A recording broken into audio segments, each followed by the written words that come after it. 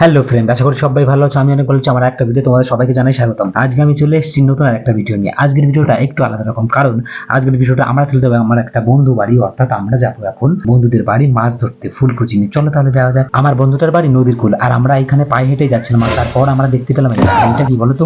না, তোমরা যেটা ভাবছো সেটা না, ওটা মাছ না, ওটা ছিল ভিডিওতে তোমাদের একটু হাঁস দেখালাম। চলো তাহলে যাওয়া যাক। আমরা চলে এলাম আমার বন্ধুর বাড়ি, আমি চলে এলাম, কিন্তু আমার বন্ধুকে এখনো বাড়িতে পেলাম না, তাই তো বন্ধুকে একটু ডাকতে হবে। গোপাল, ওই গোপাল। ও ঘরে ছিল কিন্তু ডাকছিল না, খুব চালাকি। ঠিক আছে, কোনো ব্যাপার না, ওকে না নিয়ে ওদের নৌকা নিয়ে আমরা চলে যাবো মাছ কোপাতে। কিন্তু আমরা মাছ কোপাতে পারবো কিনা জানি না, কিন্তু চলো যাওয়া যাক। এদিকে আমার বন্ধুরা ঠিক করে নৌকাতেই উঠতে পারে না, আমরা কি মাছ পাবো জানি না। আবার দেখো ডাক্তার আসছে। শুনেছি এই বৃষ্টির সিজনে নাকি নদীতে প্রচন্ড পরিমাণে মাছ হয়, তাই তো আমি সঞ্জয় আর অমিত তিনজনে চলে যাবো। আর গোপালকে নেবো না, গোপাল আমাদের ডাকতে নিয়ে ওকে নেবই না। তো চলো গোপালকে না নিয়ে। বৃষ্টির সিজন, মাছ তো আজকে হবেই হবে, কিন্তু বন্ধুরা আমাদের মধ্যে কেউ এক্সপিরিয়েন্স না। যাই হোক না কেন, গোপালকে নেবো না, কিন্তু আমরা মাছ পাবো। तेरे बस की बात नहीं।